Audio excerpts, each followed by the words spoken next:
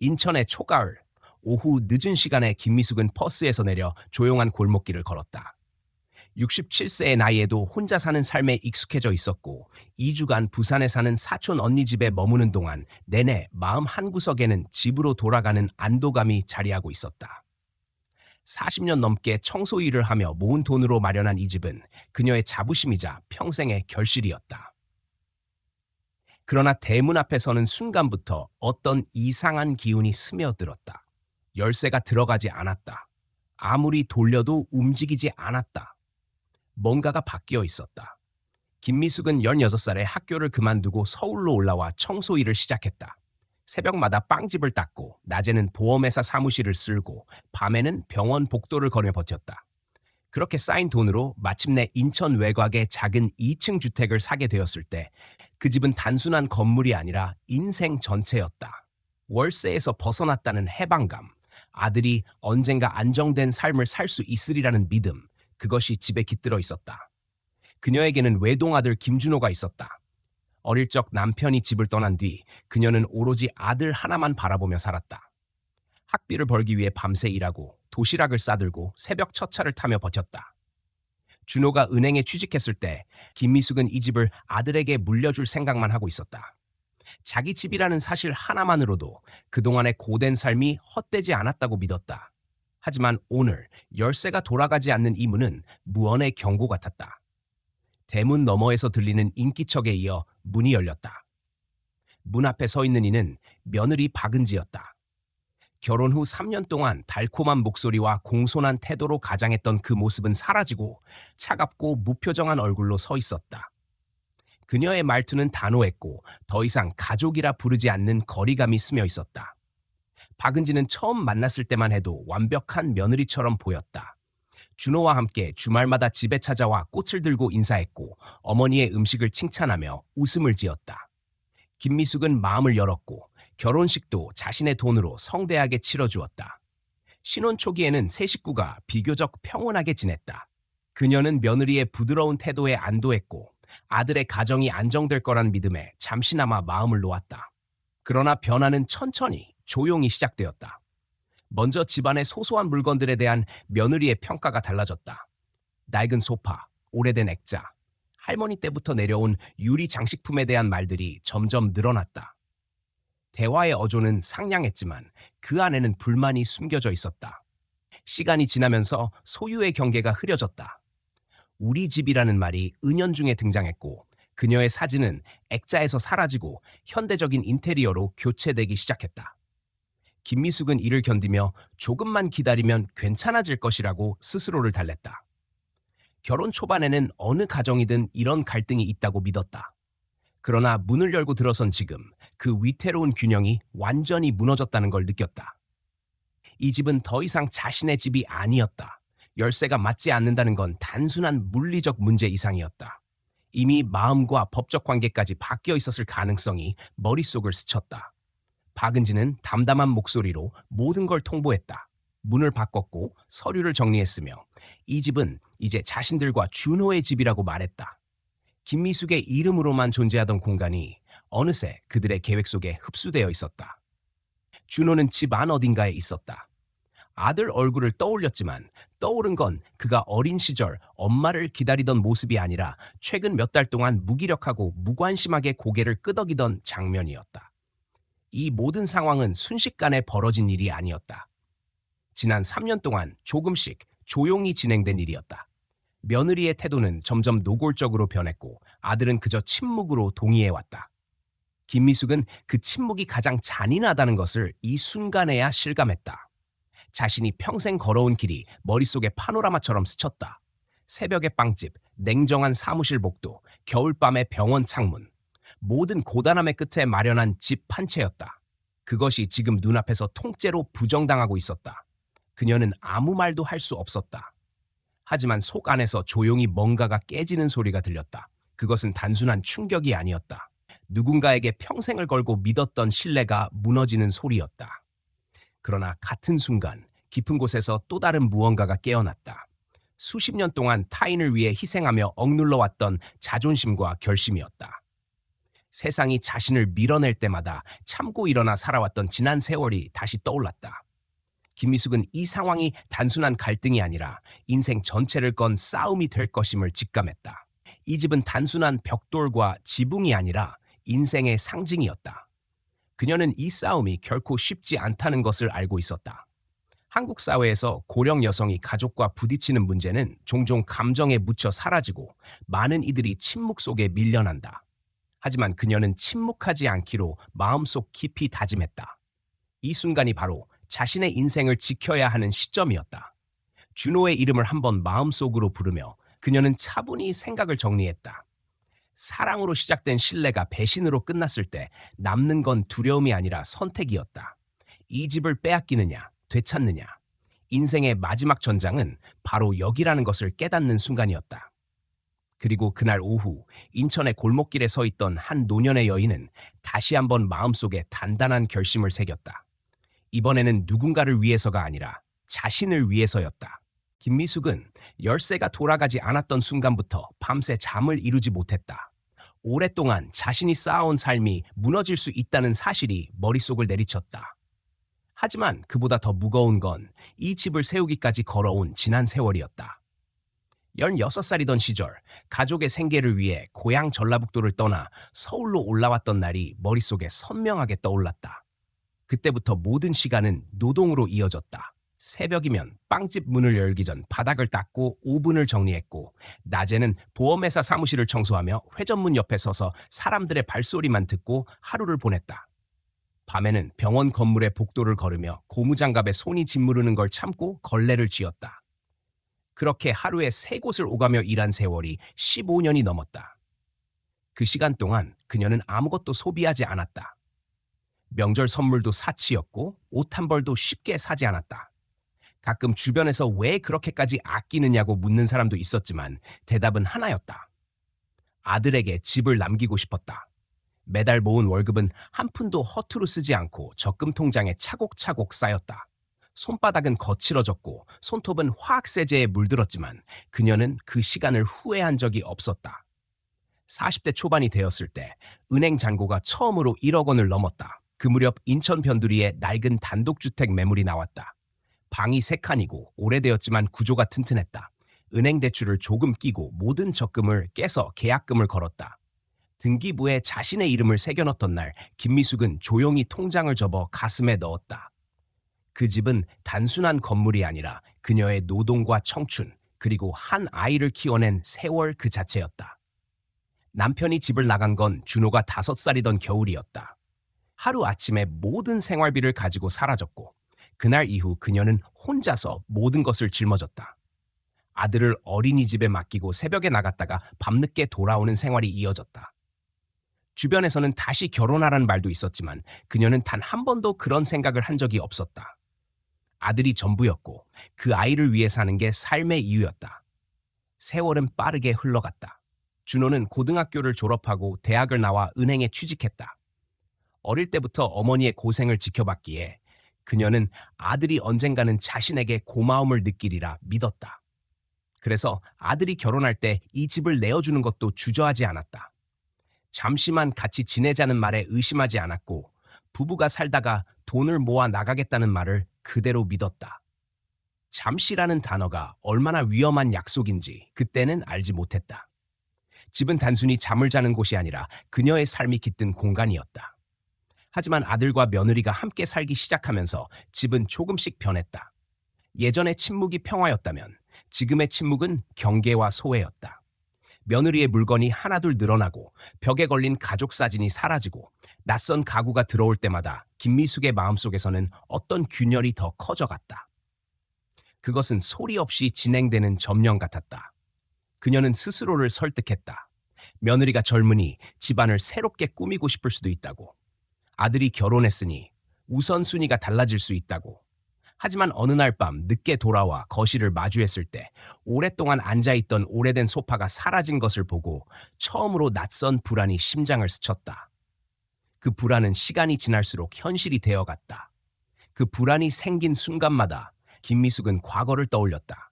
새벽 4시의 공장 냄새, 보험회사 계단을 오르내리던 무거운 양동이, 겨울 병원 창문에 비쳤던 고단한 얼굴, 손에서 떨어진 피와 화학약품 냄새, 그 모든 시간을 견디며 집 한 채를 마련했다는 사실이 그녀를 버티게 했던 유일한 자존심이었다. 그 자존심이 지금 무너지고 있었다. 문제는 단순한 재산의 문제가 아니었다. 오랜 세월 한 방향만 보고 달려온 삶 자체가 부정당하고 있었다. 아들은 어릴 적 그녀에게 약속했던 말을 기억하지 못하는 듯했다. 대학에 가겠다고 말하던 날, 고등학교 졸업식에서 첫 월급날에 그는 늘 엄마 덕분이라고 말했었다. 그 말들이 얼마나 큰 위로였는지 그는 알지 못했다. 김미숙은 아들의 변화를 누구보다 먼저 느꼈다. 결혼 후 몇 달 사이에 목소리의 톤이 달라지고 눈빛이 흔들리는 걸 보았다. 예전에는 어떤 일이 있어도 함께 의논하던 아들이 이제는 집안일을 이야기할 때마다 눈을 피했다.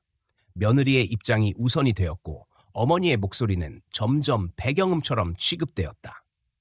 이 변화는 어느 날 갑자기 생긴 게 아니었다. 집안의 공기가 서서히 바뀌어가는 걸 매일 느끼면서도 그녀는 아무 말도 하지 않았다. 말을 꺼내는 순간 아들과의 관계가 틀어질까 두려웠기 때문이다. 그러나 오늘은 그 두려움보다 현실이 더 크고 무거웠다. 열쇠가 맞지 않는 문, 바뀐 서류, 단호한 며느리의 표정은 명확한 신호였다. 자신의 인생이 걸린 집이 이제는 더 이상 자신의 것이 아닐 수도 있다는 것.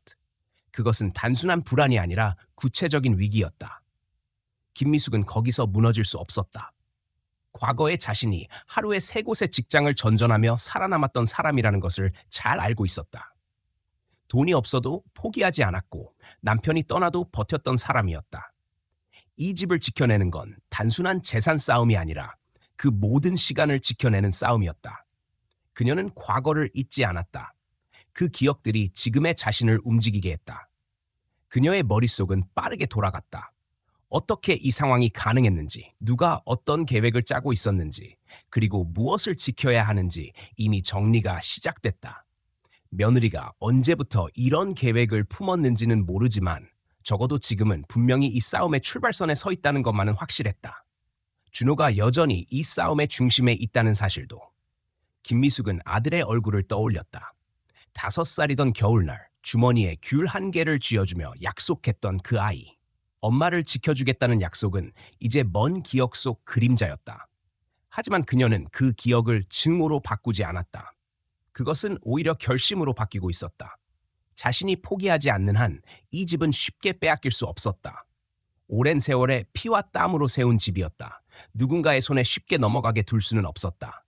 그건 단순한 재산이 아니라 삶 그 자체였다. 이 순간부터 그녀의 머릿속에는 두려움 대신 싸움의 계획이 서서히 자리 잡기 시작했다. 박은지를 처음 만난 날을 김미숙은 아직도 정확히 기억하고 있었다. 3년 전 어느 봄날 아들 준호가 점심 약속을 잡고 찾아오겠다고 했던 날이었다. 주말마다 둘이서 점심을 함께 먹는 건 오랫동안 이어져 온 습관이었다. 하지만 그날 준호는 혼자가 아니었다.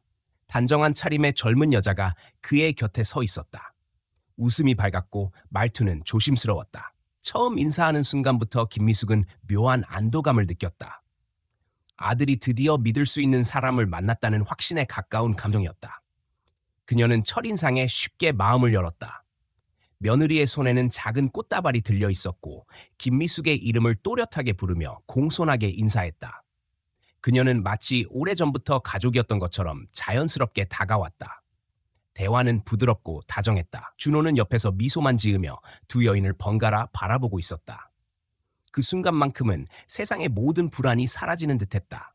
아들이 믿을 수 있는 사람과 함께라면 앞으로의 삶이 조금은 가벼워질 거라고 생각했다. 박은지는 빠르게 가족의 일원이 되었다. 명절마다 먼저 연락을 했고 집안일을 도왔으며 김미숙이 해주는 음식을 맛있게 먹었다. 김미숙은 이 새로운 관계를 소중히 여겼다. 평생 홀로 아들을 키우며 버텨온 세월 끝에 찾아온 따뜻하고 생각했다.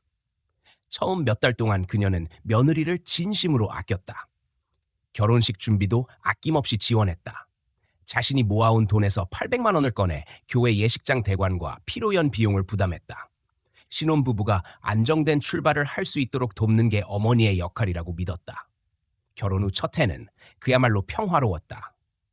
식탁에 앉아 함께 저녁을 먹고 주말마다 함께 마트에 가서 장을 보고 집안의 공기가 부드러웠다.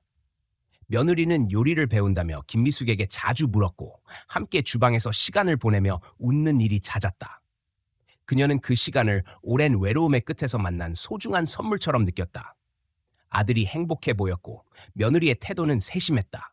모든 것이 잘 흘러가는 것처럼 보였다. 그러나 변화는 아주 미세한 틈에서 시작되었다.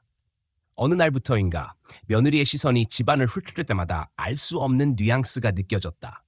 낡은 소파를 바라보며 짧게 웃거나 오래된 커튼을 보며 고개를 기울였다. 말은 부드러웠지만 그 안에는 다른 무언가가 깃들어 있었다. 집이 조금 낡았네요. 가구가 오래돼서 불편하겠어요. 그녀는 처음에는 별것 아닌 말이라고 생각했다. 젊은 세대와 나이 든 세대의 취향 차이라고 스스로를 설득했다. 하지만 그 말들이 점점 반복되자 공기가 달라졌다. 며느리는 집안의 곳곳을 고치자고 말하기 시작했다. 오래된 가구를 버리고 새로 사자고 했고 인테리어를 현대적으로 바꾸자고 했다. 김미숙은 처음에는 양보했다. 젊은 부부가 새롭게 꾸미고 싶을 수도 있다고 생각했다. 하지만 어느 순간부터 그 변화는 집의 분위기를 바꾸는 수준이 아니라 공간의 주인을 바꾸는 과정으로 느껴졌다. 사진이 사라진 건 그 다음이었다. 거실 벽에 걸려있던 가족 사진이 어느 날 조용히 치워져 있었다. 손주가 태어나면 새롭게 꾸미자며 며느리는 아무렇지 않게 말했다. 김미숙의 목소리는 점점 줄어들었다. 며느리는 인테리어를 핑계로 집안의 결정권을 가져갔고 아들은 아무 말도 하지 않았다. 준호의 침묵은 무엇보다 고통스러웠다. 어릴 적엔 엄마에게 모든 걸 물어보던 아들이었다. 작은 일 하나에도 의견을 구하고 함께 결정하던 아이였다. 하지만 결혼 후 몇 달 사이 그는 집안의 일에 점점 무관심해졌고 며느리의 의견에 고개를 끄덕이는 것이 일상이 되었다.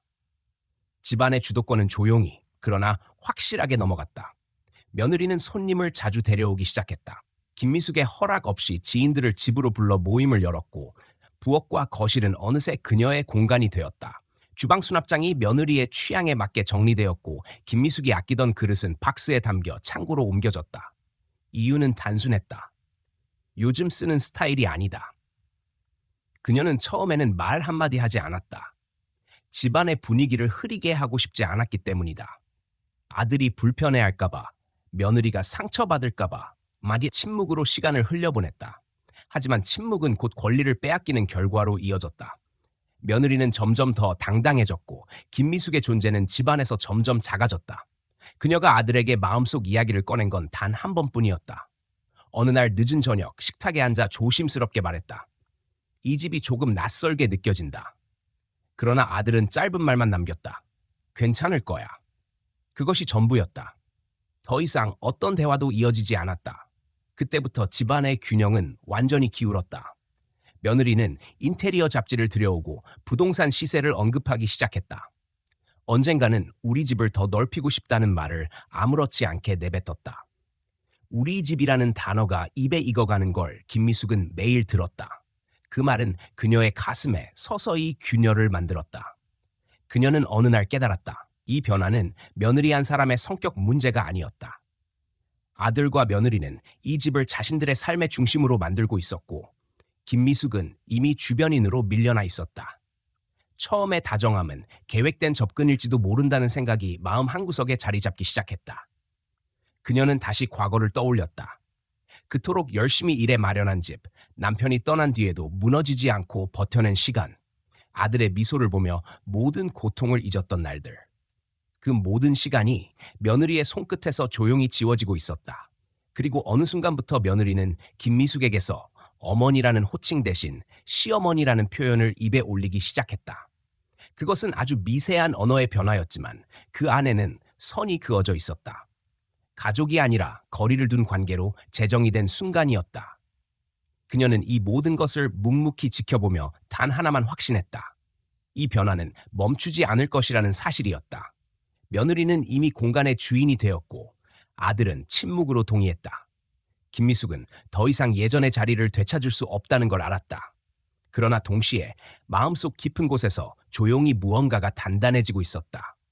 이대로 밀려날 수는 없다는 생각이었다. 그날 밤 그녀는 소리 없이 깊은 결심을 품었다. 가족의 이름으로 자신의 자리를 빼앗기지 않겠다는 결심이었다. 며느리가 집안의 공기를 바꿨다면 자신은 방향을 되돌릴 방법을 찾을 것이었다. 그 결심은 아직 밖으로 드러나지 않았지만 이미 시작되고 있었다. 8월 중순의 어느 아침, 김미숙은 이른 시간에 걸려온 전화를 받았다. 화면에 뜬 이름은 낯설지 않았다. 고향 대구에서 살던 오빠 김명수의 변호사였다. 전화기 너머의 목소리는 조심스럽고 무거웠다. 오빠가 전날 밤 심장마비로 세상을 떠났다는 소식이었다. 오랜 시간 왕래가 뜸했지만 그 이름만 들어도 마음속 깊은 곳에서 어린 시절의 기억이 밀려왔다. 하지만 충격은 거기서 끝나지 않았다. 변호사는 그녀가 오빠의 유산 전부를 상속받는 단독 상속자라고 말했다. 상속 절차와 금액까지 담담히 설명하는 목소리 너머로 김미숙은 말없이 전화를 붙잡고 있었다. 그 금액은 3억 4천만 원이었다. 전화가 끝난 후 주방 식탁에 앉아 멍하니 시간을 흘려보냈다. 오빠와는 사소한 가족사로 5년 가까이 연락을 끊은 상태였다. 그 세월 동안 서로의 소식을 한 번도 주고받지 않았고 이토록 갑작스럽게 끝날 줄은 상상도 못했다. 슬픔과 허무함이 한꺼번에 밀려왔다. 그와 동시에 예상치 못한 큰 돈이 그녀의 인생에 들어오게 되었다는 현실이 무겁게 다가왔다. 김미숙은 그 돈으로 무엇을 할 수 있는지 곰곰이 생각했다. 노후를 안정적으로 보낼 수도 있었고 집을 보수하거나 새롭게 단장할 수도 있었다.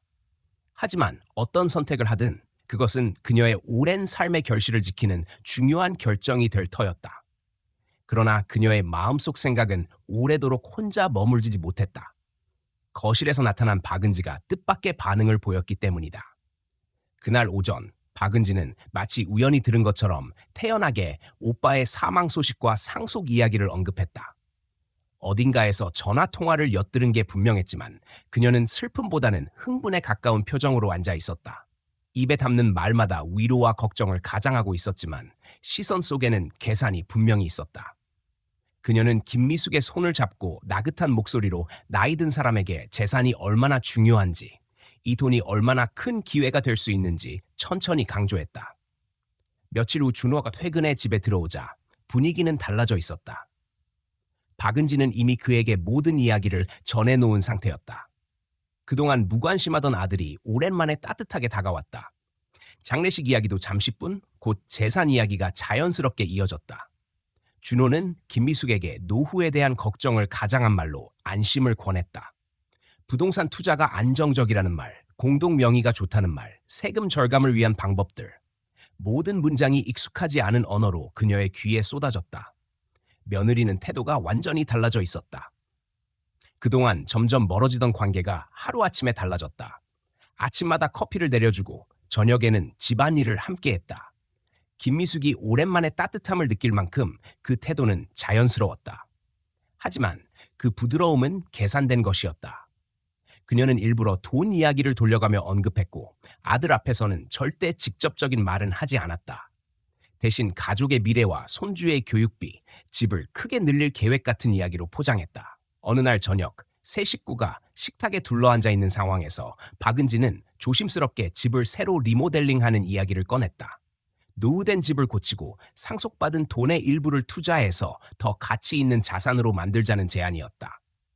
김미숙은 처음엔 그 말을 그저 의견 정도로 생각했다. 하지만 며느리의 말투는 이미 결정된 일처럼 흘러갔다. 준호 역시 그 의견에 고개를 끄덕였다. 며느리는 점점 더 구체적인 계획을 내놓았다. 주방을 확장하고 욕실을 고치고 거실을 새로 꾸미는 이야기. 그 이야기가 나올 때마다 그녀의 눈빛은 번쩍였고 준호는 점점 적극적으로 동조했다.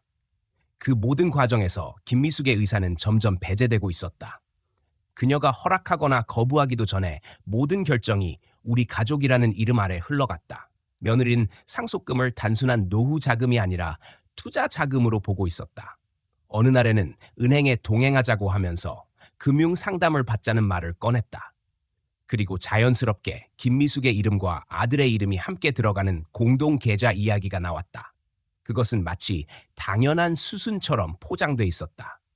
그 무렵부터 밤마다 거실에서 들리는 속삭임이 길어졌다. 며느리와 아들이 늦은 시간까지 돈에 대한 계획을 세우는 목소리가 가끔 김미숙의 방까지 스며들었다. 그녀는 조용히 들으며 마음속으로 무언가가 서서히 식어가는 걸 느꼈다. 아들이 오랜만에 다정하게 다가온 것도 며느리의 따뜻한 말투도 모두 이 돈 때문이라는 걸 깨닫는데 오래 걸리지 않았다. 그리고 어느 날 밤 우연히 부엌을 지나던 김미숙은 며느리의 전화 통화를 듣게 되었다. 작게 낮춘 목소리였지만 단어 하나하나가 선명하게 들렸다. 이제 거의 다 됐어. 그분이 상속받은 돈이 생각보다 커. 집도 이미 우리 쪽으로 넘어올 수 있는 방법을 찾고 있어. 조금만 더 설득하면 돼. 그녀의 심장이 철렁 내려앉았다. 그 순간 모든 퍼즐이 맞춰졌다. 며느리는 단순히 상속 자금만 노리는 게 아니었다. 오래전부터 집과 돈을 한꺼번에 가져갈 계획을 세우고 있었다. 아들도 이미 그 계획 안에 들어가 있었다. 김미숙은 잠시 그 자리에 서서 모든 걸 깨달았다. 며느리의 갑작스러운 친절, 아들의 달라진 태도, 그리고 그들의 눈빛에 담긴 공통된 방향. 이건 감정의 문제가 아니라 철저한 계산이었다. 박은지는 상속금으로 아들과 함께 새 아파트를 구입하고 지금의 집을 팔아 자금을 불릴 계획을 세우고 있었다. 그 과정에서 김미숙의 존재는 철저히 계산의 대상일 뿐이었다. 나이와 건강을 이유로 의사결정권을 조금씩 빼앗고 재산권을 넘기게 만들고 결국엔 이 집에서도 밀어내려는 의도가 분명했다. 그날 밤 김미숙은 방에 홀로 앉아 있었다. 오랫동안 기억 속에 묻어두었던 오빠와의 마지막 통화가 떠올랐다. 단 한 번이라도 얼굴을 보러 가지 못한 것을 후회하면서도 오빠가 남긴 유산이 자신을 지킬 마지막 무기가 될 수도 있다는 생각이 번쩍 스쳤다. 며느리와 아들의 계획은 분명하고 빠르게 진행되고 있었다. 하지만 아직 아무것도 빼앗기지 않았다. 이 상황을 뒤집을 기회는 충분히 남아 있었다. 김미숙은 이 싸움이 단순한 가족의 갈등이 아니라는 걸 분명히 느꼈다. 이건 생존에 가까운 싸움이었다. 평생을 걸어 쌓은 집과 돈을 지킬 수 있는지 혹은 단숨에 빼앗기고 버려질 것인지가 갈렸다. 머릿속 어딘가에서 아주 오래된 강인함이 다시 깨어나는 느낌이 들었다. 그건 젊은 시절 새벽마다 걸레를 쥐고 버텼던 그 시절의 자신이었다. 그녀는 조용히 다짐했다. 며느리의 달콤한 목소리에도 아들의 흔들리는 눈빛에도 더 이상 흔들리지 않겠다고. 이 돈은 자신이 지켜야 할 마지막 선이었다. 김미숙은 그날 밤 이후 한동안 말없이 집안을 지켜보았다. 겉으로 보이는 분위기는 달라진 게 없었지만 그녀는 이미 모든 상황의 밑바닥을 알고 있었다. 며느리의 태도는 점점 더 자연스럽고 부드러워졌고 아들은 오랜만에 따뜻하게 말을 걸기 시작했다. 하지만 그 부드러움이 진심이 아니라 계산이라는 걸 이제는 명확히 느낄 수 있었다. 며느리의 눈빛은 여전히 숫자와 계획으로 가득했고 아들의 말은 매번 며느리의 생각을 따라가고 있었다. 그녀는 감정으로 이 상황을 붙잡을 수 없다는 걸 직감했다. 이제 남은 건 냉정한 판단뿐이었다. 그녀는 조용히 계획을 세우기 시작했다. 상대가 치밀하게 준비하고 있었다면 자신도 같은 방식으로 대응할 수밖에 없었다. 먼저 표정과 말투를 바꿨다. 며느리가 원하는 방향으로 생각이 흔들리고 있다는 듯한 모습을 보여주었다. 불안과 망설임이 섞인 표정을 의도적으로 만들고 결정을 남에게 의존하는 듯한 태도를 보였다. 며느리와 아들은 그 변화를 곧 알아챘고 안도한 기색이 역력했다. 그들은 이제 그녀가 점점 주도권을 잃어가고 있다고 믿기 시작했다. 며느리는 더욱 적극적으로 다가왔다. 매일 아침마다 상냥하게 인사를 건네고 김미숙이 무엇을 먹었는지, 어떤 생각을 하고 있는지를 세세하게 물었다. 금융상담에 함께 가자는 제안도 자연스럽게 꺼냈다. 아들은 회사에서 돌아올 때마다 부드러운 목소리로 노후에 대한 걱정을 말했고 공동명의 계좌를 만들자는 이야기도 점점 현실처럼 다가왔다. 하지만 김미숙은 그 모든 과정을 차분하게 관찰하며 하나도 놓치지 않았다. 그녀는 가장 먼저 믿을 수 있는 사람을 찾았다. 오랫동안 알고 지낸 친구 이선이었다. 어린 시절부터 함께한 친구로 어떤 상황에서도 비밀을 지킬 수 있는 사람이었다. 전화 한 통에 달려온 이선희에게 김미숙은 지금까지의 상황을 모두 털어놓았다. 며느리의 태도, 아들의 변화, 상속금과 집을 노리는 정황까지 모두 이야기했다. 이선희는 한참 동안 아무 말 없이 듣고만 있었다. 그리고 조용히 말했다. 증거를 남겨야 해. 그 한마디가 김미숙의 머릿속을 단단히 정리시켰다. 그녀는 그날부터 집안에 녹음 장치와 녹화 장치를 설치하기 시작했다. 오래된 집이었지만 눈에 잘 띄지 않는 구석은 많았다. 주방의 수납장, 전화기 옆, 거실 장식장 안쪽, 이런 곳에 작은 장치를 하나씩 심어두었다. 직접 다 할 수는 없었기 때문에 이선희가 도와주었다. 이선희는 동네 자치회에서 회의를 기록하기 위해 사용하던 기기를 가져와 사용법을 알려줬다. 김미숙은 손이 떨리면서도 모든 과정을 꼼꼼히 따라했다. 증거 수집이 시작된 후에도 겉으로는 아무 일도 없는 듯 행동했다. 며느리의 말에 고개를 끄덕였고 아들의 제안에 긍정적인 반응을 보였다. 때로는 중요한 문서를 며느리에게 맡기겠다는 말도 일부러 흘렸다. 그럴수록 며느리는 경계를 풀었고 목소리는 점점 노골적으로 변해갔다. 아들 앞에서는 부드럽게 말하지만 둘만 있을 때는 재산에 대한 이야기가 구체적으로 흘러나왔다. 그 모든 단어 하나하나가 녹음기 안에 그대로 담겼다. 그녀는 또한 법률 상담을 받기 시작했다. 단 한 명의 변호사에게 모든 걸 맡기지 않았다. 세 곳의 사무실을 찾아가 조금씩 다른 질문을 했다. 첫 번째 변호사는 가족 간의 재산 분쟁에서 어떤 서류가 효력을 가지는지 알려줬고, 두 번째 변호사는 위임장과 부동산 명의 이전의 위험성을 설명해 주었다. 세 번째 변호사는 고령자 재산 보호와 관련된 법 조항을 구체적으로 안내해 주었다. 그 모든 정보는 머릿속에 하나씩 차곡차곡 쌓였다. 그녀는 처음으로 상황을 감정이 아니라 현실적으로 바라볼 수 있게 되었다. 며느리는 그녀가 점점 약해지고 있다고 확신했다. 김미숙이 중요한 서류를 제대로 챙기지 못하고 말하는 도중에 헷갈리는 척을 했기 때문이다. 그것은 철저히 계산된 연기였다. 며느리는 점점 자신감을 얻었고 아들에게도 김미숙의 상태에 대해 걱정스러운 말투를 흘리기 시작했다. 요즘 어머님이 자꾸 깜빡하셔. 혹시 치매 초기일 수도 있어. 이런 말들이 오가는 걸 복도 너머에서 들었을 때 김미숙은 오히려 마음이 단단해졌다. 그녀의 연기가 성공하고 있다는 뜻이었다. 아들은 그 말을 고지고대로 믿는 듯했다. 회사에서 돌아올 때마다 걱정스러운 표정을 지으며 건강검진을 권유했다. 며느리는 더 이상 눈치를 보지 않았다. 점점 더 당당하게 상속금과 집 문제를 언급했다. 부동산 중개소, 금융기관, 법률사무소 등과의 접촉도 부쩍 늘었다. 김미숙이 집안에 있는 녹음 장치를 확인할 때마다 그녀의 예상보다 빠른 속도로 계획이 진행되고 있다는 사실이 드러났다. 그러나 그 모든 것은 오히려 확실한 증거로 남았다. 시간이 갈수록 며느리의 본심은 더 노골적으로 드러났다. 이제 어머님도 나이 드셨으니까 우리한테 맡기시는 게 좋아요. 라는 말이 반복됐다. 그 말이 나올 때마다 녹음기의 빨간불이 점점 확실하게 그녀의 분노와 의지를 기록하고 있었다. 김미숙은 화를 참았고 눈물도 보이지 않았다. 그 대신 마음속 어딘가가 점점 차가워졌다. 이선희는 중간중간 상황을 점검했다. 녹음 파일을 함께 듣고 어떤 말이 법적으로 효력이 있을 수 있는지 조언해 주었다. 그녀는 더 이상 혼자가 아니었다. 그 점이 가장 큰 위안이었고 싸움을 시작할 수 있는 발판이 되었다. 며느리는 김미숙이 자신들의 계획을 모른다고 확신하고 있었다. 그 자신감은 말투와 행동에 고스란히 묻어났다. 하지만 김미숙은 그 모든 걸 보고 듣고 있었다. 겉으로는 아무 일 없는 듯 고개를 끄덕이고 미소를 지었지만 마음속에서는 이미 철저한 대응의 그림을 그리고 있었다. 그녀는 스스로에게 조용히 말했다. 이번 싸움은 과거처럼 감정으로 버티는 싸움이 아니라 증거와 전략으로 버텨야 한다고.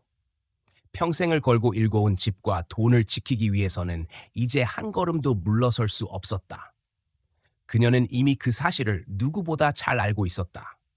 며느리의 미소 뒤에 숨은 진짜 얼굴을 본 순간 마음속에 단단한 결심이 생겼다. 이 싸움은 길어질 수도 있지만 반드시 이겨야 하는 싸움이었다. 김미숙은 모든 준비를 끝낸 후 마치 여행을 떠나는 사람처럼 가볍게 가방을 챙겼다. 며느리와 아들에게는 부산에 있는 사촌 언니를 찾아 2주 정도 머무르겠다고 말했다. 며느리는 예상대로 얼굴에 안도와 기쁨이 뒤섞인 표정을 숨기지 못했다. 그 표정이 오히려 확신을 주었다. 이제 그들이 움직일 시간이라는 걸 알고 있었기 때문이다. 집을 떠난 김미숙은 곧장 공항이 아닌 인천 시내의 한 오래된 비즈니스 호텔로 향했다. 이선희의 도움으로 사전 예약을 맞춰두었고 체크인도 본명 대신 혼인 전성으로 했다. 이 모든 과정은 조용하고 치밀했다. 호텔에 짐을 풀자마자 그녀는 사설 탐정과의 첫 만남을 가졌다. 소개받은 이는 전직 경찰 출신으로 가정 재산 사기 사건을 주로 다루는 사람이었다. 그는 상황을 자세히 들은 뒤 곧바로 일정과 계획을 제시했다. 녹음 장치와 영상 장비는 이미 설치되어 있었지만 며느리와 아들의 움직임을 외부에서도 추적할 필요가 있었다. 2주 동안 집 안과 밖에서 일어나는 모든 행동이 기록될 예정이었다. 법적으로 집주인의 동의가 있는 촬영이기 때문에 문제가 없다는 설명이 덧붙었다. 김미숙은 고개를 끄덕였다. 이 싸움은 더 이상 감정의 영역이 아니었다. 증거의 싸움이었다. 며칠 후 첫 번째 녹화 자료가 도착했다. 집을 떠난 지 하루 만에 며느리와 아들이 집안을 정리하기 시작했다. 박은지는 가장 먼저 김미숙의 개인 물건부터 박스에 담았다. 오래된 앨범, 결혼 반지, 상장, 가족 사진, 그리고 그동안 손수 모아온 생활 기록들이 무참히 포장 상자에 들어갔다. 그녀는 그것들을 마치 쓰레기처럼 차곡차곡 쌓았다. 탐정이 보내온 영상 속 그녀의 표정에는 어떤 감정도 없었다. 그것은 차가운 계산의 표정이었다. 이틀째에는 부동산 중개업자가 집에 들어왔다. 영상 속에는 박은지와 중개인이 집의 상태를 점검하고 가격을 이야기하는 장면이 담겨 있었다. 현재 시세로 약 5억 2천만 원이라는 중개인의 말에 며느리는 고개를 끄덕이며 서류와 펜을 꺼냈다. 아직 명의가 바뀌지 않았는데도 마치 이미 자기 집인 것처럼 행동했다. 아들은 옆에서 멀찍이 앉아 있었지만 어떤 제지도 하지 않았다. 오히려 중개인의 질문에 적극적으로 대답하는 모습이 포착됐다. 셋째 날, 박은지는 변호사인 사촌에게 전화를 걸었다. 녹음 파일에는 그녀가 구체적으로 위임장과 서류 위조에 대한 이야기를 나누는 음성이 고스란히 담겨 있었다. 이미 사인된 서류에서 글씨만 옮기면 돼. 서류만 정리되면 곧바로 진행할 수 있어. 며느리의 음성은 흔들림이 없었다. 아들은 옆에서 조용히 듣고 있었고 그 침묵이 가장 잔인하게 들렸다. 넷째 날에는 며느리와 아들이 약국에 들른 뒤 집으로 돌아오는 장면이 찍혔다. 녹화 장치에 담긴 박은지의 목소리는 분명했다. 그날 커피에 약을 조금만 섞어도 충분해. 며칠 동안 정신이 혼란스러우면 서류에 사인하게 만드는 건 시간 문제야. 김미숙은 그 파일을 들으며 몸이 굳어졌다. 그녀는 며느리가 계획을 세우고 있다는 건 알고 있었지만 실제로 약까지 준비하고 있다는 사실은 예상 밖이었다. 그건 단순한 탐욕이 아니라 범죄였다. 다섯째 날부터는 집안에 사람들이 드나들기 시작했다. 감정평가사와 공인중개사, 그리고 누군가의 친척으로 보이는 인물들이 집의 구조와 상태를 점검하고 서류를 주고받는 모습이 영상에 잡혔다. 박은지는 중개인과 감정평가사 앞에서 치매 증상이 있는 어르신이라 서류 진행이 빠를 것이라는 말을 했다. 그 말이 나오자마자 중개인은 계약 시점을 조율하겠다고 답했다. 모든 과정이 치밀했다. 김미숙은 녹음 파일과 영상을 보면서 이상하게도 분노보다 냉정함이 커졌다. 이 모든 과정을 법정에서 뒤집을 수 있는 확실한 증거로 만들 수 있다는 확신이 서기 시작했기 때문이다. 며느리와 아들은 자신들이 이미 이긴 줄 알고 있었다. 그 방심이 바로 약점이었다. 일주일째 되는 날, 아들은 은행을 방문했다. 며느리와 함께 앉아 상담을 받는 모습이 영상에 담겼다. 그들은 공동 계좌 개설을 위해 서류를 준비하고 있었다. 아들은 은행 직원에게 어머니가 곧 서류에 도장을 찍을 것이라고 말했다. 그 목소리에는 확신이 담겨 있었다. 은행 직원이 명의자의 동의를 강조하자 박은지는 웃으며 답했다. 이미 동의하셨어요. 돌아오시면 바로 진행할 거예요. 시간이 지날수록 며느리의 언행은 더 노골적이 되었다. 중개인과의 통화에서 판매 완료 시점을 논의했고 감정평가 결과를 토대로 금액을 조정하는 이야기도 했다. 그녀는 아들에게 이제 정말 끝이 보인다라는 말을 했고 아들은 별다른 저항 없이 고개를 끄덕였다. 그들의 계획은 점점 완성되어 가고 있었다. 그러나 김미숙은 2주라는 시간을 허투루 쓰지 않았다. 그녀는 매일 호텔에서 변호사와 탐정, 그리고 이선희와 함께 증거를 정리했다. 파일의 날짜와 시간을 꼼꼼히 표기했고 대화의 주요 부분을 따로 정리했다. 영상은 복사본까지 만들어 두었다. 녹음 파일도 변호사의 자문을 받아 법적 증거로 활용할 수 있는 형식으로 보관했다. 2주째 되는 날, 마지막 녹화 자료에는 며느리가 집안에서 전화 통화를 하는 장면이 담겨 있었다. 모든 게 계획대로야. 25일에 서류만 처리하면 돼. 그날이면 이 집은 우리 이름으로 넘어와. 그 말은 승리를 확신하는 사람의 목소리였다. 아들은 그 곁에서 아무 말도 하지 않았다. 침묵은 이미 동조와 다를 바 없었다. 김미숙은 노트를 덮으며 조용히 숨을 내쉬었다. 그녀의 손에는 100시간이 넘는 영상과 음성이 쌓여 있었다. 단순한 감정적 분노가 아니라 범죄의 증거였다. 그들은 아직 모른다. 이 모든 것이 법정에서 어떻게 뒤집힐 수 있는지, 그리고 김미숙이 더 이상 과거의 순한 어머니가 아니라는 사실을. 그녀는 다음날 집으로 돌아갈 날짜를 확정했다. 10월 25일, 그날은 단순한 귀가가 아니라 싸움의 시작이 될 날이었다. 며느리와 아들이 그동안 쌓아올린 거짓말이 무너질 순간이 다가오고 있었다. 김미숙은 조용히 일정을 정리하고 증거를 파일 가방에 넣었다. 마음속에는 오로지 한 문장만이 남아 있었다. 이제는 감정이 아니라 정의로 끝내야 할 시간이라는 것. 10월 25일 오후, 김미숙은 조용히 택시에서 내려 집 앞에 섰다. 마음속에서는 어떤 동요도 없었다. 지난 2주 동안 모든 것을 차근차근 준비해온 끝에 이제는 증거와 사실만이 남아 있었다. 문 앞에 다가갔을 때 예상했던 그대로 열쇠는 여전히 맞지 않았다. 이미 바뀐 지 오래였다. 하지만 이번에는 그 사실이 분노나 슬픔으로 다가오지 않았다. 오히려 모든 퍼즐이 완성되어가는 신호처럼 느껴졌다. 이 순간부터는 계획대로 흘러가기만 하면 됐다. 초인종을 누르자 문 안쪽에서 발소리가 들렸다. 문이 열리고 박은지가 모습을 드러냈다. 그녀는 이전과 다르지 않은 자신감으로 가득한 표정을 짓고 있었다. 이미 이 집의 주인이 자신이라고 믿는 얼굴이었다. 그녀의 시선에는 당연함이 깔려 있었고 어머니를 집에 들이는 것이 마치 호의라도 되는 것처럼 행동했다. 하지만 김미숙은 아무 말도 하지 않았다. 그저 가방 속 휴대폰을 손에 쥔 채 조용히 미소만 지었다. 휴대폰의 녹음 기능은 이미 켜져 있었다. 곧 준호가 거실에서 나왔다. 그는 어색하게 시선을 피했다.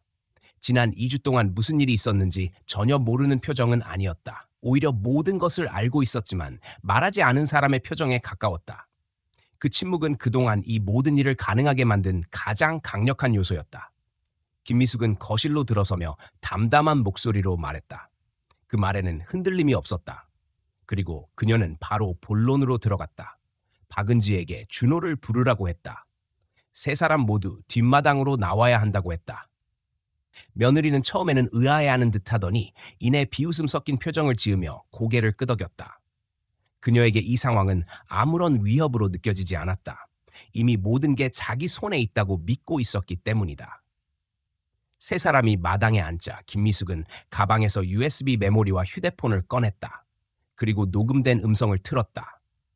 익숙한 목소리가 공기 속에 울려 퍼졌다. 25일에 서류만 처리하면 돼. 그날이면 이 집은 우리 이름으로 넘어와. 며느리의 목소리였다. 순식간에 그녀의 얼굴에서 여유로운 미소가 사라졌다. 눈빛이 흔들렸고 당황이 목소리보다 먼저 드러났다. 준호는 처음엔 무슨 일인지 이해하지 못하다가 점점 표정이 굳어갔다. 김미숙은 이어서 두 번째 녹음 파일을 재생했다. 약을 커피에 조금만 넣으면 돼. 며칠만 혼란스러워지면 서류에 사인하게 만드는 건 시간 문제야. 박은지의 낮고 차가운 목소리가 그대로 흘러나왔다. 준호의 손이 무릎 위에서 천천히 굳어갔다. 그는 옆을 보지 못하고 고개를 숙였다. 김미숙은 묻지 않았다. 이 상황에선 어떤 변명도 무의미하다는 걸 알고 있었다. 박은지가 입을 열었다. 말은 길지 않았고 억지로 웃음을 지으려 했지만 목소리가 떨렸다. 오해예요. 하지만 그 순간 김미숙은 휴대폰을 스피커 모드로 전환했다. 이선희와 변호사, 그리고 경찰 담당자의 목소리가 차례로 들렸다. 모든 녹음과 영상이 확보되어 있고 위임장 위조와 상속 사기, 주거 침입 및 약물 투여 미수에 대한 증거가 충분하다는 통보였다. 이건 더 이상 가족 간의 다툼이 아니라 범죄였다. 준호는 그제야 고개를 들었다. 얼굴은 창백했고 입술이 떨리고 있었다. 그는 무언가를 말하려 했지만 녹음 속에서 자신의 목소리가 흘러나오는 순간 다시 말을 잃었다. 맞아. 빨리 끝내자. 엄마가 마음 바꾸기 전에. 그 한 문장이 모든 걸 설명하고 있었다. 그동안 어떤 변명을 하든 이 음성 한 줄로 무너질 수밖에 없는 상황이었다. 박은지는 점점 목소리를 높이려 했다. 억지로 상황을 통제하려는 시도였다. 하지만 이미 김미숙의 손에 모든 증거가 있었다. 그녀는 담담하게 변호사의 전화를 연결했고 경찰이 곧 도착할 것이라는 말을 전했다. 그 말이 떨어지자 박은지의 눈빛이 완전히 바뀌었다. 기세 줬던 여유는 흔적도 없이 사라지고 얼굴에는 공포가 스며들었다. 몇 분 후 경찰차가 집 앞에 멈췄다. 변호사와 이선희가 함께 들어왔다. 김미숙은 준비해둔 USB와 문서, 녹취록을 변호사에게 건넸다. 모든 절차는 이미 준비되어 있었고 그날이 바로 신고와 고발이 동시에 진행되는 날이었다. 경찰은 차분하게 상황을 정리했다. 범죄 혐의는 명확했고 증거는 충분했다. 위조 계획, 약물 투여 계획, 재산 편취 시도, 부동산 명의 이전을 위한 사기 공모, 하나하나 조목조목 정리된 서류와 녹음 파일, 영상이 사건의 전모를 드러냈다. 박은지는 거칠게 부정했지만 그녀의 목소리와 얼굴은 이미 수십 시간의 자료 안에 고스란히 담겨 있었다. 준호는 손에 아무것도 쥐지 못한 채 서 있었다. 김미숙을 바라보는 눈빛에는 두려움과 후회가 뒤섞여 있었다. 하지만 그 모든 후회는 이미 너무 늦은 것이었다. 그는 어머니의 목소리를 들으며 이 상황이 되돌릴 수 없는 지점에 이르렀다는 것을 깨달았다. 며느리의 계획에 동조했고 침묵으로 방조했으며 결정적인 순간에 등을 돌렸다는 사실이 모든 증거로 남아 있었다. 경찰은 두 사람에게 구속영장을 고지했다. 박은지는 즉시 격렬하게 항의했지만 법적 절차는 이미 시작되고 있었다. 준호 역시 공범으로서 체포 대상에 포함됐다. 한때 믿었던 가족이 손에 수갑을 차는 모습을 보는 건 쉽지 않았지만 김미숙은 흔들리지 않았다. 이 싸움은 감정이 아니라 생존이었고 자신이 지켜야 할 삶의 경계였다. 변호사는 그녀 곁에서 차분히 절차를 설명했다. 이미 준비된 고발장에는 명확한 법적 조항이 적혀 있었고 압도적인 증거가 그 모든 것을 뒷받침하고 있었다. 법적 절차는 빠르게 진행될 것이고 집과 재산은 법적으로 보호받을 것이라는 설명이 이어졌다. 김미숙은 조용히 고개를 끄덕였다. 그 순간 지난 수십 년간 지켜온 집과 삶이 무너질 뻔했던 기억이 스쳐 지나갔다. 마당 한가운데에 서 있는 준호는 눈물을 흘리고 있었다. 하지만 그 눈물이 김미숙의 마음을 흔들지는 못했다. 그녀는 오랜 세월 아들을 위해 헌신했지만 지금 이 순간만큼은 자신을 위해 결단을 내렸다. 박은지의 차가운 웃음이 시작이었고 오늘의 수갑이 그 끝이었다. 경찰차가 골목을 빠져나갈 때까지 김미숙은 아무 말도 하지 않았다. 차가 멀어질수록 마음속 깊은 곳에 쌓여있던 무거운 돌덩이가 서서히 사라지는 느낌이 들었다. 이번 싸움은 긴 시간이 걸렸고 외로운 과정이었다. 그러나 마지막은 단호했고 명확했다. 더 이상 누구도 그녀의 집과 삶을 빼앗을 수 없다는 확신이 자리했다. 그녀는 가방을 꼭 쥔 채 조용히 안으로 걸어 들어갔다. 집안은 여전히 낯설고 지저분했지만 그것은 이제 그녀의 손으로 되찾은 공간이었다. 오랜 시간 동안 무너져간 자신의 자리를 지켜보며 침묵해야 했던 지난 날들과 달리 오늘은 이 집의 주인으로 다시 서 있는 순간이었다. 67년의 삶을 견뎌온 노년의 여인이 스스로를 증명한 날이었다. 6개월 후 재판은 조용하지만 단단한 결론을 내렸다. 준호에게는 징역 18년, 박은지에게는 22년의 실형이 선고됐다. 판결문에는 가족이라는 이름으로 저지른 명백한 재산 사기와 위임장 위조, 기망행위라는 문장이 굵게 남았다. 수십 년 동안 쌓아온 신뢰를 무너뜨린 대가였다. 김미숙은 법정에서 마지막으로 그들의 뒷모습을 바라봤지만 마음속에서 더 이상 흔들림은 없었다. 이 싸움은 감정이 아니라 생존이었다. 법원 판결이 확정되자 곧바로 재산 환수 절차가 진행됐다. 집은 법적으로 다시 김미숙의 단독 명의로 복구됐고 박은지가 임의로 진행하려 했던 매매 계약도 무효화됐다. 상속금도 동결된 계좌에서 정식으로 반환받았다. 그녀는 한동안 서류와 절차로 지친 날들을 보냈지만 매일같이 하나씩 되돌아오는 자신의 삶을 보며 묘한 안도감을 느꼈다. 세상에서 가장 불안정하게 흔들리던 자리가 다시 자기 손안에 돌아오고 있었다. 그녀는 결코 이 일을 잊을 수 없었다. 그러나 상처만 붙잡고 살지 않기로 결심했다. 오랜 세월 동안 자신이 남을 위해 희생하는 삶만 살아왔다는 걸 깨달은 것도 바로 이 사건 덕분이었다. 자식이라는 이름 앞에서 늘 뒤로 물러났고 조용히 참으며 살았다. 하지만 이번에는 달랐다. 나이와 상관없이 지켜야 할 삶의 경계가 있다는 걸 스스로 증명해냈다. 상속금과 배상금, 그리고 보상금이 모두 정리된 뒤 그녀는 새로운 집을 구했다.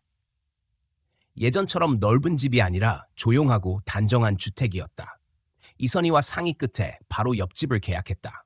두 사람은 서로의 집을 오가며 밥을 먹고 함께 장을 보고 오래된 친구로서의 시간을 다시 채우기 시작했다. 더 이상 누구의 눈치를 볼 필요도 없었다. 하루하루가 달라졌다.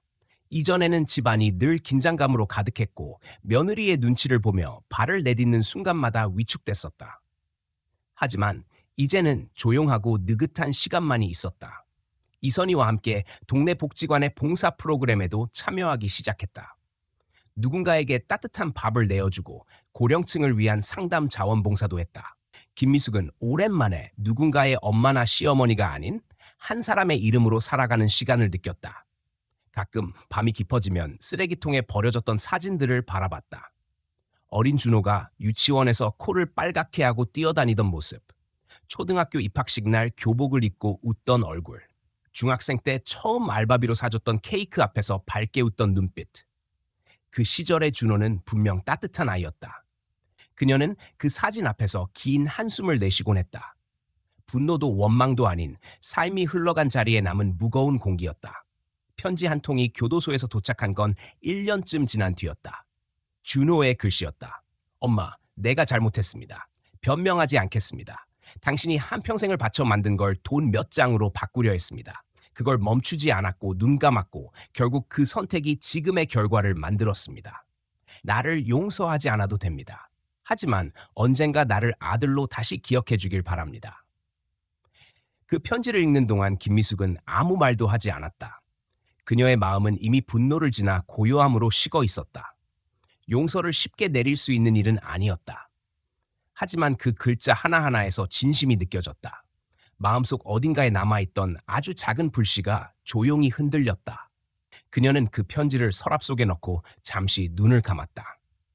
시간은 느리지만 꾸준히 흘렀다. 재판이 끝난 후의 삶은 화려하지도 특별하지도 않았다. 하지만 하루하루가 평화로웠다. 김미숙은 더 이상 누구의 그림자 안에서 살지 않았고 자신이 쌓아 올린 삶을 스스로 지켜냈다는 확신 속에 살았다. 동네 사람들은 그녀의 이야기를 들으며 조용히 고개를 끄덕였고 몇몇 노인들은 찾아와 용기를 얻었다고 말했다. 그녀는 그 말을 들을 때마다 자신이 한 싸움이 결코 혼자만의 싸움이 아니었다는 걸 깨달았다. 어느 봄날 복지관에서 강연 요청이 들어왔다. 혼자 사는 노년층의 재산 보호와 권리 의식이라는 주제였다. 김미숙은 마이크 앞에 서서 조용히 입을 열었다. 사건의 모든 세부를 다 말하지는 않았다. 다만 나이와 가족이라는 이유로 스스로의 권리를 포기하지 말아야 한다는 이야기를 차분히 전했다. 강당 안의 공기는 무겁지 않았고 그녀의 목소리는 한층 단단해져 있었다. 강연이 끝나고 한 할머니가 다가와 손을 꼭 잡았다. 나도 아들에게 집을 내주려다 포기했어요. 그 이야기 듣고 마음이 바뀌었어요. 그 말에 김미숙은 조용히 미소를 지었다. 싸움은 끝났지만 그 싸움이 남긴 울림은 다른 누군가의 인생을 바꾸고 있었다. 저녁이 되자 집으로 돌아왔다. 창가에 놓인 사진 액자에는 어린 준호가 웃고 있었다. 김미숙은 의자에 앉아 사진을 바라봤다.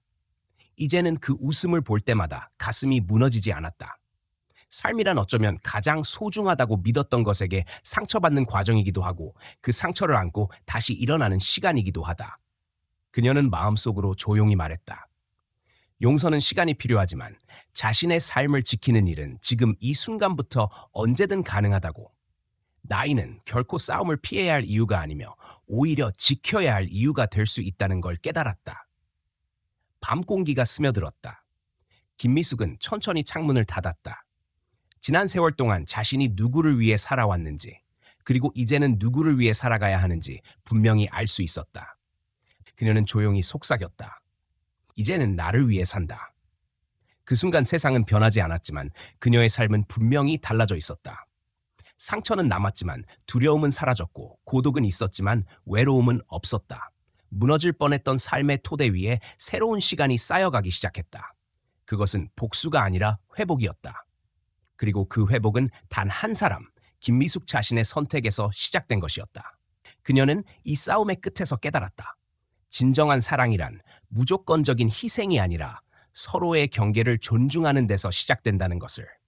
가족이라는 이름 아래 감춰진 상처도 결국 빛 앞에서는 드러나게 된다는 것을.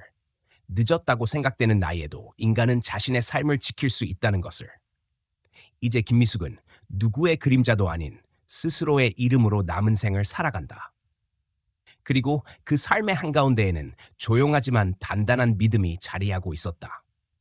진심은 언젠가 드러나고 배신은 언젠가 무너지고 삶은 결국 자기 손으로 지켜내야 한다는 믿음이었다.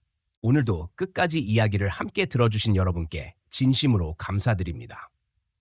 이 이야기는 단순한 가정의 갈등을 넘어 우리 모두가 삶에서 지켜야 할 소중한 가치를 다시 한번 생각하게 합니다. 나이와 상황에 상관없이 자신의 삶과 권리를 스스로 지켜야 한다는 메시지를 마음 깊이 전하고 싶었습니다. 사랑이라는 이름 아래 숨겨진 상처는 외면할 때 커지지만 마주했을 때 비로소 치유될 수 있습니다.